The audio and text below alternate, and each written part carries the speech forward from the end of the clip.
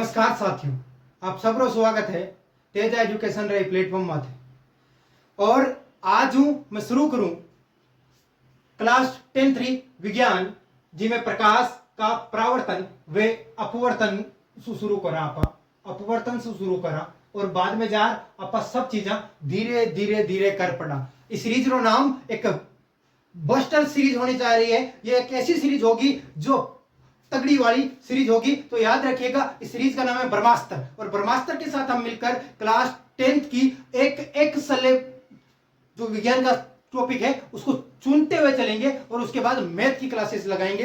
तो बने रहेंगे हमारे साथ तेज एजुकेशन के इस प्लेटफॉर्म पर। तो देखिएगा, आज हम एक बात पढ़ रहे हैं, प्रकाश का परावर्तन। कहीं पढ़ा आपा कि प्रकाश को परावर्तन पढ़ा। देसी भाषा में कहूं प्रकाश को परावर्तन पढ़ा तो आपा प्रकाश का ही चीज है। प्रकाश के बारे में कुछ चीजें पढ़ा। प्रकाश में आपा अक्सर एक बात बोलिया करा कि प्रकाश है कहीं, प्रकाश के बारे में कुछ ना कुछ आणु चाहिए।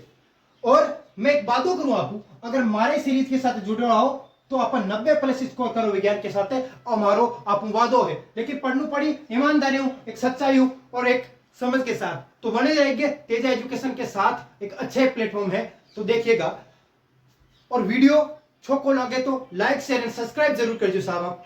तो प्रकाश का ही चीज है। प्रकाश के बारे में जाना आपा तो पहली एक बात सुनिए। हाँ, दो चीजें सुना आपा। एक तो विद्युत करंट, एक चुंबकीय, दोनों का जो कॉम्बिनेशन है विद्युत और चुंबकीय तरंग है प्रकाश।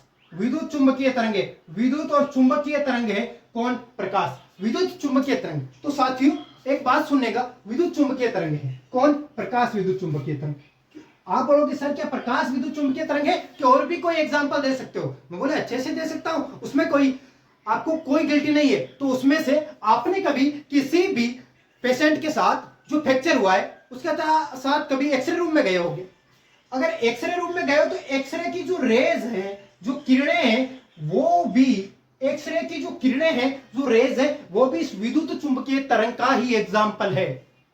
आपने गामा की जो किरणें हैं वो भी देखी होगी और जो गामा रेज है वो भी इसी का एग्जाम्पल है, गामा रेज। तो याद रखिएगा, प्रकाश एक क्या है? विद्युत चुंबकीय तरंग है। और जो प्रकाश एक विद्युत चुंबकीय तरंग है ना, उसके एग्जाम्पल के रूप में हम कह सकते हैं कौन? याद रखिएगा, एक्सरे रेज, गामा रेज। एक नाम सुना होगा आपने, बचपन से हम एक चीज पढ़ते आ रहे और बचपन से हम एक चीज करते आ रहे, विब्ग्योर, VIBGYOR। समझिएगा, एक V का मतलब वॉयलेट होता है और R का मतलब रेड, और इनके बीच का जो कॉम्बिनेशन जो हमने पढ़ा है विब्ग्योर के बारे में। विब्ग्योर क्या है? जब आसमान में एक इंद्रधनुष का फॉर्मेशन होता है, इंद्रधनुष बनती है तो क्या होता है? विब्ग्योर कलर होता है। ठीक है, तो एक बात कहता हूं, इसका तरंग दैर्घ्य, क्योंकि हमें प्रकाश, इस सब में प्रकाश है ना, प्रकाश है, तो प्रकाश का तरंग दैर्घ्य क्या होगा? तरंग दैर्घ्य आपने नाम पढ़ा होगा। तरंग दैर्घ्य के बारे में पढ़ा दूं क्योंकि ज्यादा मैं तरंग दैर्घ्य का नहीं ले जाऊंगा। लेकिन जब हम प्रकाश को देखते हैं, जानते हैं, तो एक ऐसी बनता है ग्राफ, और जो एक ऐसा ग्राफ बनता है वो दो इन गर्तों के बीच वाले जो डिस्टेंस है इसको तरंग दैर्घ्य बोलते हैं। तरंग दैर्घ्य कितनी डिस्टेंस है, कितनी ज्यादा है, तो इसके बोलते हैं तरंग दैर्घ्य, जिसको लेमड़ा से प्रदर्शित करते हैं। किसे प्रदर्शित करते हैं? याद रखिएगा, लेमड़ा से प्रदर्शित करते हैं।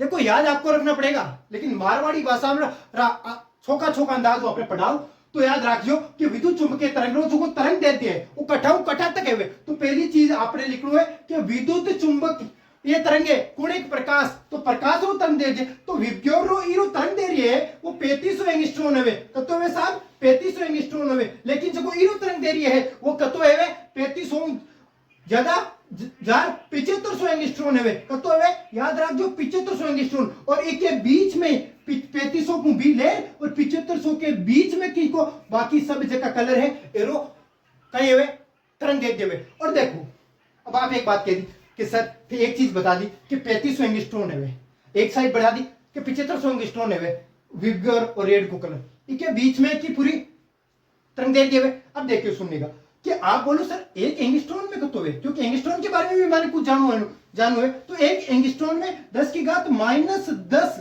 मीटर होता है। कितना होता है? 10 की घात -10 मीटर इज कॉल्ड 1 एंगस्ट्रॉन। याद रखिएगा 1 एंगस्ट्रॉन, याद रखिएगा 1 एंगस्ट्रॉन। ये बातें मैं आपको पढ़ा सकता हूं, आपको नोट्स में बना लेना है। एक बात बोल सकता हूं, पहला नोट्स में जो लाइन लिखनी है वो प्रकाश हेडिंग लगानी है, और प्रकाश हेडिंग लगाने के बाद पहली लाइन लिखनी है कि प्रकाश एक विद्युत चुंबकीय तरंग है।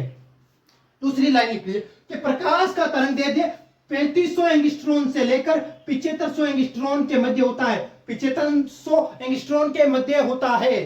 तीसरी चीज याद रखिएगा। अगली चीज मैं बताऊं आपको, एक अच्छी चीज बता रहा हूं, दो चीजें लिखी। विद्युत चुंबकीय तरंग है, मैं लिख दूं नोट्स के अंदर, विद्युत चुंबकीय तरंग।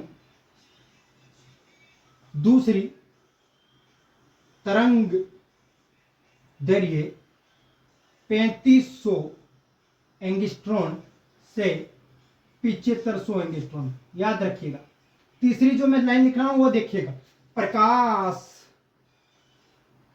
सीधी रेखा में गमन करता। प्रकाश एक सीधी रेखा में गमन करता है। कैसे? सुनिएगा, प्रकाश एक सीधी रेखा में कैसे गमन करता है। आपको एग्जांपल दूं, आपको एक अच्छा एग्जांपल दूं। एक मोमबत्ती ले लीजिएगा, एक मोमबत्ती लीजिएगा और मोमबत्ती को जलाइएगा। एक मोमबत्ती लीजिएगा और उस मोमबत्ती को जलाइएगा, मोमबत्ती को जलाइएगा यार, मोमबत्ती को जलाइएगा। और दो तीन कार्डबोर्ड लीजिएगा, आप 3 बोर्ड कार्डबोर्ड लीजिएगा, कार्डबोर्ड लीजिएगा, 3 कार्डबोर्ड लीजिएगा, 1 2 किसी भी शेप का हो, कोई फर्क नहीं पड़ता। 3 हमने कार्डबोर्ड लिए और तीनों कार्डबोर्डों को इस तरह खड़ा कर दिया, जो ऐसे खड़ा कर दिया। इस तीनों कार्डबोर्डों को क्या कर दिया? ऐसे खड़ा कर दिया। और इनको सेंटर में, तीनों के सेम सेंटर में, तीनों के सेम जगह हमने छेद कर दिया। और इधर एक कोई व्यक्ति है, एक व्यक्ति है, वो इसको देख रहा है। क्या कर रहा है? इसको देख रहा है, इसको ऑब्जर्व कर रहा है। और जब भी व्यक्ति इसको देखेगा, इसको ऑब्जर्व करेगा, तो ये प्रकाश एक स्ट्रेट लाइन में ऐसे ऐसे ऐसे ऐसे यहां तक दिखाई देगा। तो प्रकाश क्या करेगा? अगर इसमें दिखाई दे दिया, अगर सीधी होगी तो इसमें दिखाई देगा। ये एग्जाम्पल करके मैं इसको प्रैक्टिकली आपको समझाऊंगा अगले वीडियो में। तो याद रखिएगा, क्या करेगा? एक मोमबत्ती को जलाकर ऐसा करने का जो एक तरीका है, जब ऐसा स्ट्रेट दिखाई देगा तो हम मान लेंगे प्रकाश एक सीधी रेखा के अंदर गमन करता है। ठीक है, ये आपको एग्जांपल दिया, मैंने अच्छे से समझ में आ गया होगा। चौथी चीज लिखिएगा, चौथी चीज जो बढ़िया नोट करने की है, और लिखिएगा प्रकाश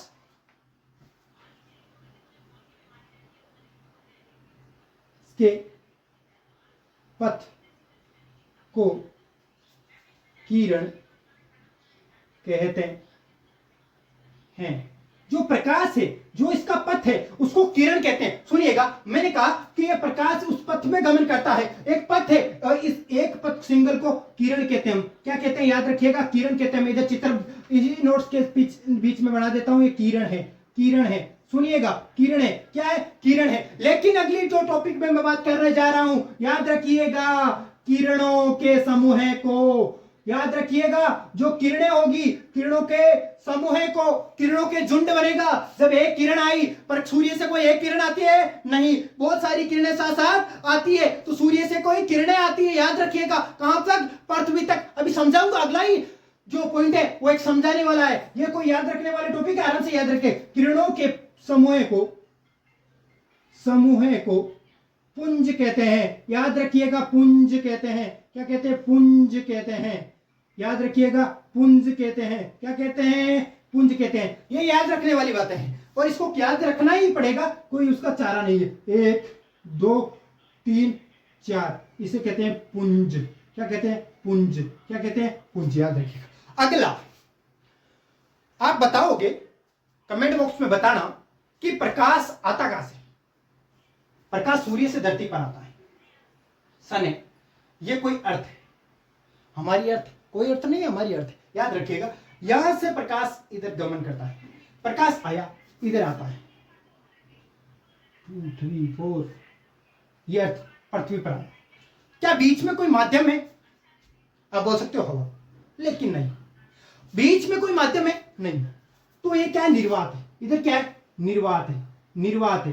अब मैं अलग अलग जो चीजें लिखा रहा हूं याद रखिएगा, निर्वात में वेग अलग होगा, सब जगह अलग होगा, लेकिन एक बात कह दूं, एक लाइन बोलता हूं कि प्रकाश के संचरण के लिए, एक टॉपिक लाइन लिखता हूं यहां से, प्रकाश के संचरण के लिए, प्रकाश के, या लिखो प्रकाश संचरण के लिए किसी माध्यम की आवश्यकता नहीं होती, माध्यम की आवश्यकता नहीं होती, आवश्यकता नहीं होती, आवश्यकता नहीं होती, लिखिएगा, नहीं होती, होती है। प्रकाश के संचरण के लिए किसी माध्यम की आवश्यकता नहीं होती। मैं आपके लिए मेहनत कर रहा हूं, पसीना आ रहा है, आपको भी अच्छी पढ़ाई करनी, अच्छा पसीना आना है, तभी जाकर रिजल्ट अच्छा होगा। याद रखिएगा, याद रखिएगा, प्रकाश के संचरण किसी माध्यम की आवश्यकता नहीं होती। प्रकाश का संचरण किसी माध्यम के लिए नहीं होता।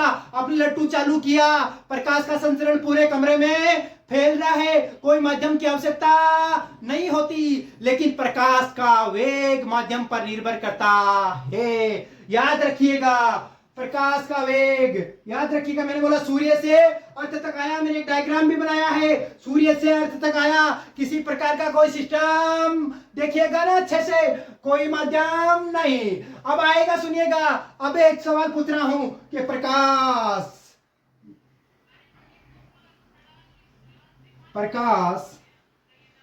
के जो वेग है, प्रकाश का क्या है, जो वेग है, याद रखिएगा, प्रकाश के वेग माध्यम पर निर्भर करता है। याद रखिएगा, प्रकाश का वेग, वेग माध्यम पर निर्भर करता है, निर्भर करता है। याद रखिएगा, निर्भर करता है। कैसे कैसे सवाल लिखाऊंगा इसी सूत्र से, याद रखिएगा, निर्वात हो सकता है, एग्जाम्पल दे सकता हूं, उदाहरण, उदाहरण लिखना है तो ऐसे लिखिएगा, क्या हो सकता है, निर्वात हो सकता है, कोई गैस हो सकती है, हवा हो सकती है, कोई द्रव हो सकता है, कोई ठोस हो सकता है, सब में अलग अलग होता है।